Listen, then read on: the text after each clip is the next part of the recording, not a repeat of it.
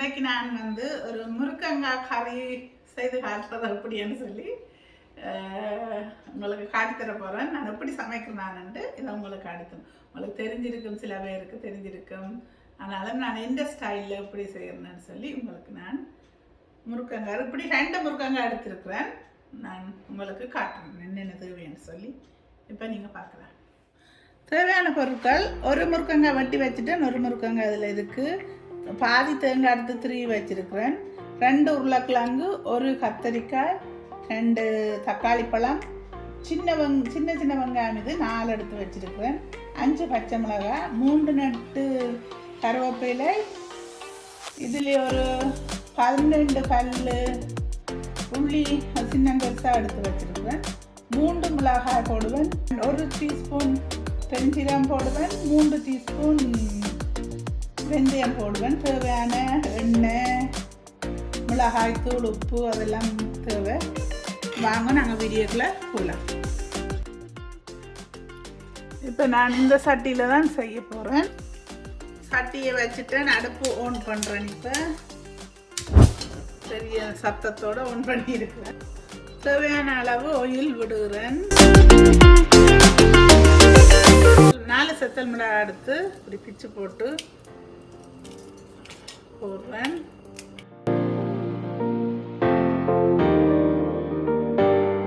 பெருஞ்சீரகம் 3 டீஸ்பூன் அளவு வெந்தயம் எடுத்து போடுறேன். அதையும்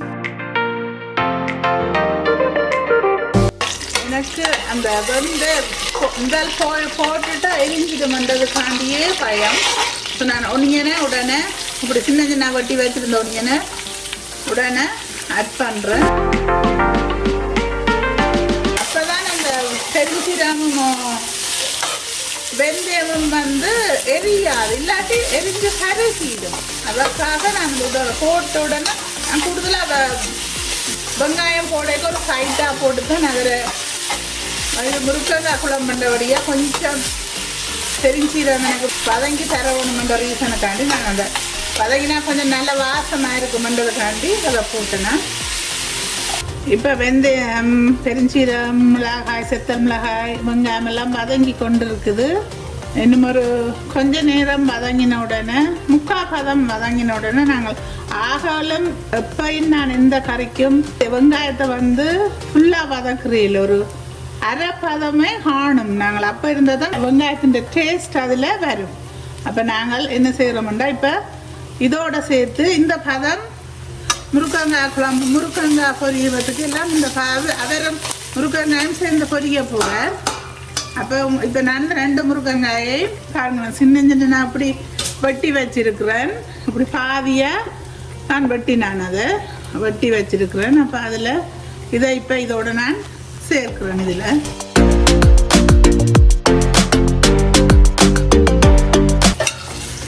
இப்போ இவர் நல்லா கொஞ்சம் வதங்கி அவரும் கொஞ்சம் பொரிஞ்சு வர போகிறார் இதோட சேர்ந்து. அதுக்கு பிறகு நான் என்னென்ன இதோட சேர்க்கிறேன்னு சொல்லி உங்களுக்கு நான் ஒவ்வொன்றும் ஆட் பண்ணிக்கல, அதுக்குள்ள போடைக்குள்ள நான் கொஞ்சம் உங்களுக்கு காட்டுறேன். இப்போ இதை மூடி கொஞ்சம் வதக்குவோம். இப்போ வாங்க நாங்கள் இதை பார்ப்போம். முருங்கங்காய் போட்டு நான் இல்லை வதங்க அதை வந்து பார்ப்போம்.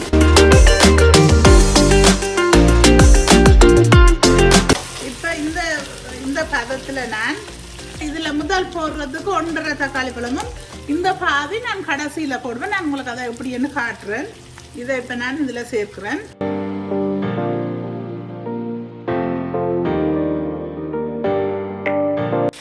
இப்போ நான் எடுத்து வச்சிருந்த உருளைக்கிழங்கையும் இப்படி சின்ன வட்டி நீட்டுக்கு போரா வட்டி தான் செய்கிறேன். அப்போ நான் அதையும் சேர்க்கணும். இவைகள் எல்லாரும் சேர்ந்து கொஞ்சம் வதங்கட்டுக்கும் நாங்கள் மூடி இப்போ வைப்போம். திரும்பி நான் உங்கள்கிட்ட காட்டுறேன். இப்போ நாங்கள் என்ன இருக்கா இதை திறந்து பார்ப்போம். அவிஞ்சு வர்றார்.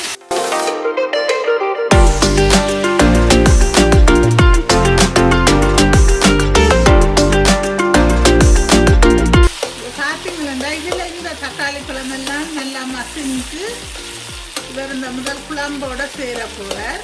அந்த வச்சிருக்கிற மீதி நான் பாதி வச்சிருக்கிறேன்லவா அதை நான் எப்போ போடுறேன்னு சொல்லி நான் உங்களுக்கு அதை காட்டுறேன். நீங்கள் பாருங்க. அப்புறம் அதை நான் அதை ஆட் பண்ணிக்கல சொல்கிறேன் எந்த பதத்தில் இந்த டைமில் அது போடணும்னு சொல்லி. இன்னும் ஒரு கொஞ்சம் ஒரு 8-10 மினிட்ஸாக வதங்குது. இப்போ நான் மீடியம் லோவில் விட்டுட்டு ஒரு கொஞ்சம் நேரம் வதங்க மூடி விட போகிறேன். இவ்வளோ நேரம் ஹை ஹீட்லாம் விட்டேன் நான். இனி கொஞ்சம் விட போகிறேன் மீடியம் லோவில் விட்டுட்டு தான் இனித்தான் தூள் உப்பு புளி எல்லாம் போடும். இப்போ நீங்கள் பார்த்தீங்கன்னா இந்த தருணத்தில் தான் நான் உப்பு தூள் எல்லாம் போட போகிறேன். பாலும் விட போகிறேன் அதில். இப்போ இதில் நான் தூள் ஆட் பண்ணுறேன்.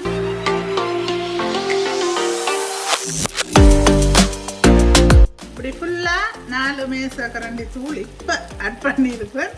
காணாட்டி நாங்கள் இன்னும் ஆட் பண்ணலாம். ஏன்னா நான் கொஞ்சம் கிரேவியாக தான் இதை நான் வைக்க போகிறேன்.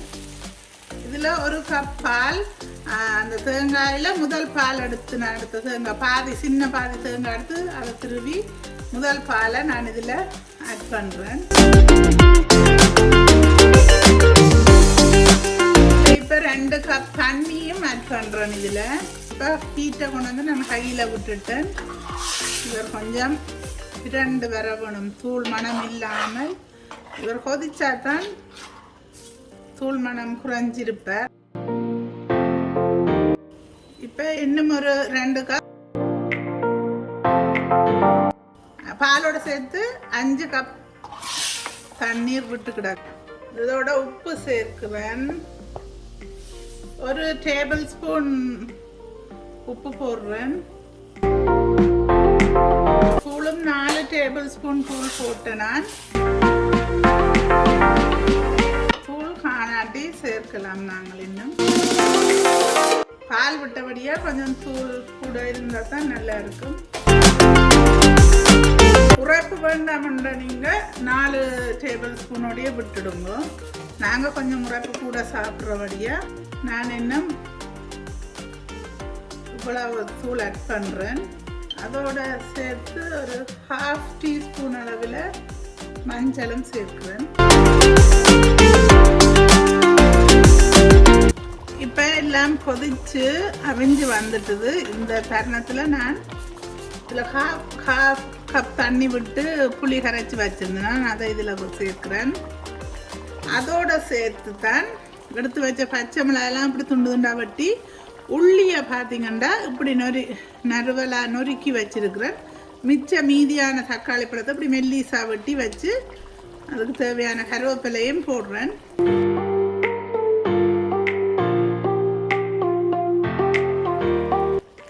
இன்னும் 2 கப் தண்ணி அளவில் இதுக்குள்ளே சேர்க்குறேன். இந்த குழம்பாக வைக்க போகிறேன் நான். இது புரட்டி வைக்கையில் நல்ல ஒரு குழம்பாக இருந்தால் தான் ரைஸுக்கு நல்லா இருக்கும். ரைஸோட புட்டோட இடியப்பம் என்னத்தோட நீங்கள் சாப்பிடலாம் தொட்டு. இப்போ அதால் நான் குழம்பாக வைக்க போகிறேன். இன்னும் 1.5 கப் சேர்க்குறேன். 6 இப்போ 7.5 கப் தண்ணி சேர்த்துருக்குறேன். இந்த அவிஞ்சு எல்லாம் வத்த தேவை எனக்கு. ஸோ இப்போ மூடி அவிப்பம் நான் உங்களுக்கு திருப்ப ரெடி என்றோன்னு காட்டுறேன். இப்போ முருங்கான் குழம்பு கொதிச்சு கொண்டு இருக்குது. இப்போ நீங்கள் யோசிச்சிருப்பீங்க எங்கடா கத்தரிக்காய் காணையிலேருந்து இந்தாங்க வருது. இந்த கத்தரிக்காயை நான் இப்படி சின்ன வெட்டி வச்சிருக்கிறேன். சரியா? அப்போ இதை வெட்டிட்டு இதை பொரிச்சு எடுக்க போகிறேன். அரை பதத்தில் தான் பொரிச்சு எடுக்க போகிறேன். மற்ற 4 வெங்காயத்தில் 1 வெங்காயம் நான் தாளிப்புக்கு எடுத்து நான் அந்த 1 நட்டி கருவேப்பிலையும் தாளிக்கிறேன். 1 செத்தல் மிளகாய் 1/2 டீஸ்பூன் பெருஞ்சீரகம் போட்டு தாளிக்க போகிறேன். இப்போ தாளித்து போட்டு நான் உங்களுக்கு காட்டுறேன். இந்த இதில் கறி வச்சுருக்கிறேன். அப்போ தாளித்து போட்டு நான் உங்களுக்கு இதுதான் நான் தாளிப்புக்கு எடுத்து வச்சுருக்கிறேன். மற்றது இதை பொரிச்சிட்டு தான் நான் போட போகிறேன். இதா கேக்கில் தான் 2ம் போட போகிறேன். அப்போ அதால் நான் உங்களுக்கு செய்து போட்டு காட்டுறேன். நான் இப்போ இந்த குழம்பில் இன்னும் 1 டீஸ்பூன் அளவில் உப்பு சேர்க்குறேன். 1 டீஸ்பூன் அளவில் உங்களுக்கு நான் உப்பு சேர்க்குறேன். அது காணாது கொஞ்சம் சேர்க்குறேன். உங்களுக்கு உங்களோட டேஸ்ட்டுக்கு ஏற்ற மாதிரி நீங்கள் சேருங்க.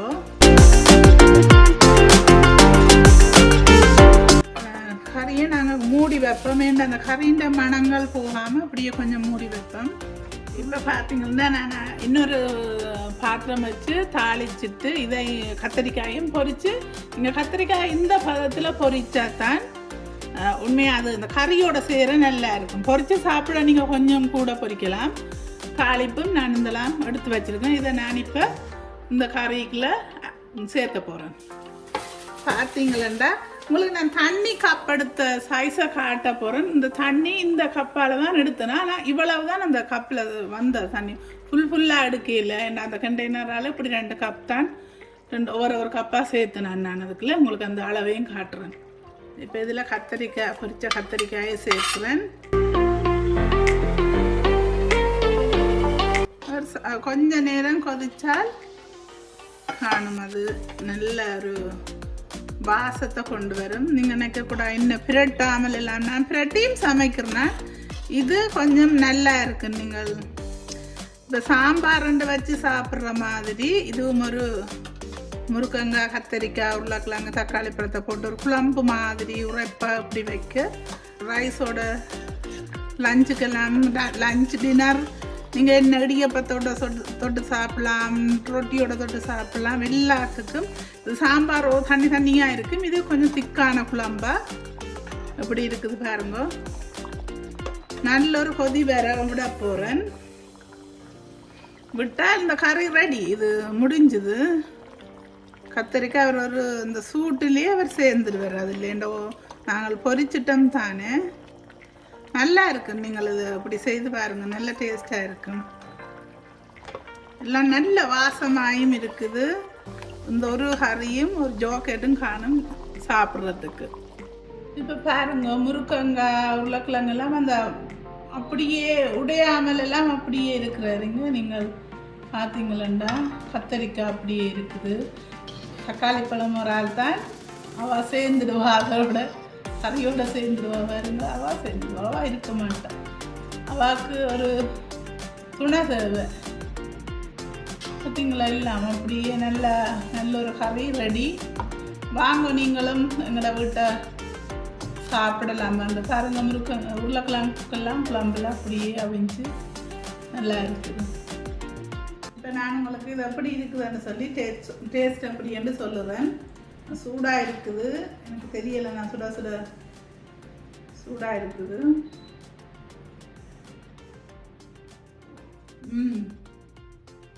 ஓ உருளைக்கிழங்கு சும்மா அந்த மாதிரி வேறு லெவல். இது வேறு லெவலில் இது இருக்குது. நான் சாதத்தோட கத்தரிக்காய் இருந்தது அதையும் சேர்க்கிறேன்.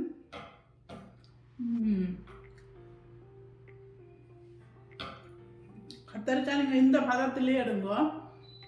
கூட ஒன்றும் நீங்கள் பொரிக்க வேணாம். 3/4 பதம் பொரிஞ்சால் காணும் கத்தரிக்காய். அதில் ஒரு விதமான நல்ல ஒரு டேஸ்ட் ஒன்று இருக்குது. அதை போட்டுட்டு ஒரு கொதி போட்டுட்டு ஐயோ எனக்கு இந்த இதுதான் டின்னர். இந்த டின்னர் டைம். இப்போ முருங்கங்காயும் பாருங்க முருங்கங்காய் எப்படி இது ஆஸ்திரேலியா முருங்கங்காய்னு சொல்லி இங்கே விற்கிறவன் அப்படி இது சாஃப்டாக சரியான சாஃப்டான ஒரு முருங்கங்காய் இது. இங்கே பாருங்க.